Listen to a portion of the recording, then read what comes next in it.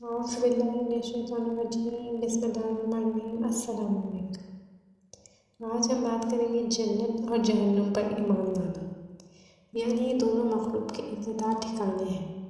سو جنت ہی نعمتوں کا گھر ہے جسے اللہ نے تقوی اختیار کرنے والے اور ان مومنوں کے لیے بنایا ہے جو ان چیزوں پر ایمان لائے جن پر اللہ تعالیٰ نے ان پر واجب ٹھہرایا۔ اللہ تعالیٰ اور اس کے رسول کی اطاعت کی اور اللہ تعالیٰ سے مخلص اور اس کے رسول کی سچی پیروی کی۔ ان کے لیے جنت میں اس طرح کی نعمتیں ہیں۔ ایک حدیث میں ہے جسے نہ کسی آنکھ نے دیکھا، نہ کسی کان نے سنا اور نہ کسی انسان کے دل میں اس کا خیال تک گزرا۔ اللہ تعالیٰ کا ارشاد ہے، بے شک جو لوگ ایمان لائے اور نیک کام کیے یہ لوگ بہتر مخلوقات ہیں، ان کا بدلہ ان کے رب کے پاس ہے اور ہمیشہ رہے گا۔ اور اس کے نیچے نہریں بہتی ہوں گی، وہ ان میں ہمیشہ رہیں گی۔ اللہ تعالیٰ نے ان سے راضی ہو کر وہ اس سے راضی ہوئے اور اس لیے جو اپنے رب سے ڈرتے تھے۔ اور ایک اور جگہ اللہ تعالیٰ نے ارشاد فرمایا، پھر کوئی شخص نہیں جانتا کہ ان کے عمل کے بدلے میں ان کی آنکھوں کی کیا ٹھنڈک چھپا رکھی ہے۔ جہنم عذاب کا گھر ہے، اسے اللہ تعالیٰ نے ظالموں اور کافروں کے لیے بنایا ہے جنہوں نے اس کے ساتھ کفر کیا اور اس کے رسول کی نافرمانی کی۔ جہنم میں اس طرح کا عذاب سامان عبرت ہے، کوئی دل ان ہولناکیوں کا تصور بھی نہیں کر سکتا، نہ کسی نے سنی ہوں گی ایسی اور نہ دیکھی ہوں گی۔ اللہ تعالیٰ کا ارشاد ہے کہ اور اس آگ سے بچو جو کافروں کے لیے تیار کی گئی ہے۔ اور ایک جگہ یوں فرمایا ہے کہ بے شک ہم نے ظالموں کے لیے آگ تیار رکھی ہے، انہیں اس کی فتنائیت گہرائیاں یہ جان نہیں سکیں گے، اور اگر فریاد کریں گے کہ تو ایسے پانی سے فریاد رسی کی جائے گی جو نابی کی پگھلا ہوا ہوگا اور موہنیوں کی چھلنی کر دے گا، برپا ہوگا۔ اچھا، ایک مقام پر ارشاد فرمایا ہے، بے شک اللہ تعالیٰ کا کافروں پر لعنت ہے اور ان کے لیے دوزخ تیار کر رکھی ہے اور وہ ہمیشہ اسی میں رہے، نہ کوئی ان کا دوست ہوگا اور نہ کوئی ان کا مددگار۔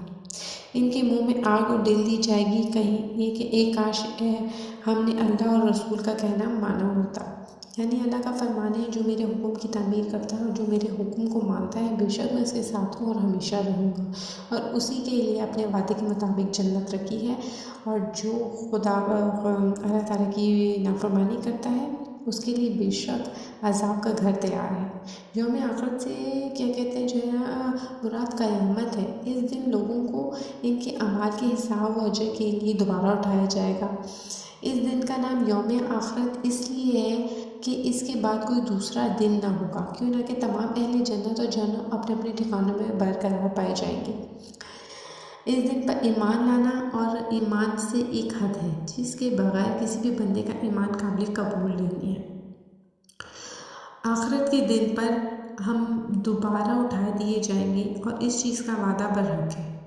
دوبارہ اٹھائے جانا برحق اللہ تعالیٰ کی کتاب و سنت اور رسول سے ثابت ہے، اور اس میں اللہ تعالیٰ کا ارشاد ہے کہ پھر تم اس کے بعد مرنے والے ہو اور پھر تم قیامت کے دن اٹھائے جاؤ گے۔ نبی کریم صلی اللہ علیہ وسلم فرماتے ہیں، قیامت کے دن لوگوں کو ننگے پاؤں، ننگے بدن اور بغیر ختنے کے جمع کیا جائے گا۔ استغفر اللہ۔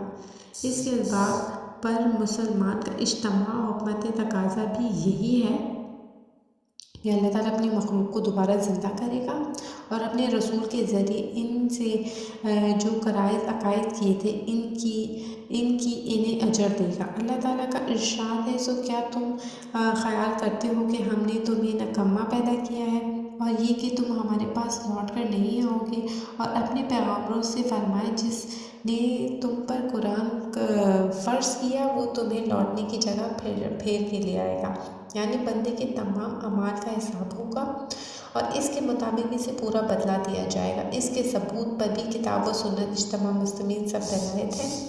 اللہ تعالیٰ کا ارشاد ہے، بے شک ہماری طرف ہی ان کو لوٹ کر آنا ہے، پھر ہماری ہی ذمہ ان کا حساب لینا ہے۔ ایک اور مقام پر ارشاد فرماتا ہے اللہ، جو کوئی اللہ کے حضور نیکی لے کر آئے گا اور اس ویسی ہی 10 نیکیاں سے ملیں گی، جو برائی لائے گا اسے ویسی ہی سزا ملے گی، اور ان پر ظلم نہیں کیا جائے گا جو بے شک نیک لوگ ہیں۔ اللہ تعالیٰ کا فرمان ہے، اور قیامت کے دن ہم انصاف و ترازو کو قائم رکھیں گے، کسی پر ظلم نہ کیا جائے گا، اور اگر روئی کے دانے کے برابر بھی عمل ہوگا تو اسے ہم اس کا بدلہ ضرور دیں گے۔ بے شک اللہ نیکیوں کا بدلہ 10 گنا زیادہ دیتا ہے۔ حضرت عبداللہ بن عمر رضی اللہ تعالیٰ عنہ سے مروی ہے کہ نبی کریم نے فرمایا، قیامت کے روز اللہ تعالیٰ مومن شخص کو اپنے قریب بلا کر اپنے پردے سے ڈھانپ لے گا اور اسے چھپائے گا، کیا یہ گناہ جانتا ہے؟ اور وہ جواب دے گا، ہاں اے میرے رب، یہاں تک کہ وہ اپنے گناہوں کے اقرار کے بعد سمجھ لے گا کہ وہ تباہ و برباد ہو گیا ہے۔ اللہ کا فرمان ہے، میں نے دنیا میں تیرے گناہوں کی پردہ پوشی کی تھی، آج میں تیرے ان گناہوں کو معاف کرتا ہوں۔ چنانچہ اس کو اس وقت نیکیوں کا عمل نامہ دیا جائے گا، لیکن کفار اور منافقین کو اعلیٰ مقام تمام مخلوق کے سامنے بدلہ قرار دیا جائے گا، اور یہ لوگ ہیں جنہوں نے اپنے رب کو جھٹلایا، اور خبردار ظالموں پر لعنت ہے۔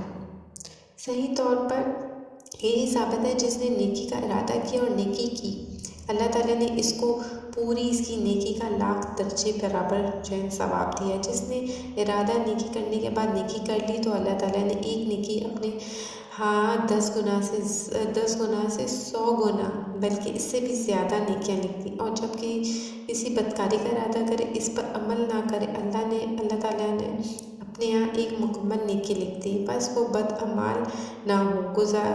اللہ تعالیٰ اپنے یہاں اس اعمال میں صرف ایک ہی بدلہ لکھتا ہے۔ قیامت کے روز تمام انسانی اعمال کے حساب کتاب، اجر و ثواب، تمام مسلمانوں کو اتفاق کی حکمت کا تقاضا بھی یہی ہے کہ اللہ تعالیٰ کی کتاب نازل کی گئی، رسول بھیجے، احکامات شریعت دلائت، انہیں قبول کرنا اور ان سے جنس کا احکام اللہ نے دیا ہے اسے پورا کرنا، تو اس پر عمل کرنا واجب ہے۔ ان پر عمل کرنا بندوں پر فرض ہے۔ کیا لوگ ان کی شریعت و مخلوق ان کے ساتھ قتال و واجب قرار دیا ہے، ان عورتوں کو اور ان کے مالوں کو حلال کر دیا، اور اگر ان کے اعمال کا حساب کتاب ہی نہ ہو اور نہ ہی مطابق اجزا ہو تو محمل قرار پائیں گے۔ اس حقیقت کی طرح اللہ تعالیٰ نے ارشاد فرمایا، پھر ہم نے ان لوگوں کو ضرور سوال کریں گے کہ جن کے پاس پیغمبر بھیجے گئے تھے، اور ان کے پیغمبروں سے ضرور پوچھیں گے، پھر اپنے علم کی بنا پر ان کے سامنے بیان کریں گے اور ہمیں حاضر کریں گے۔ بے شک اللہ نے اپنے بندوں کے لیے اچھائی اور برائی دونوں لکھی ہے، اور یہ اس کے بندے پر ہے کہ اس نے اچھائی کی طرف جانا ہے یا برائی کی طرف۔ بے شک اللہ اپنی ہر چیز پر قادر اور اپنے وعدوں کو پورا کرنے والا ہے۔ جزاک اللہ۔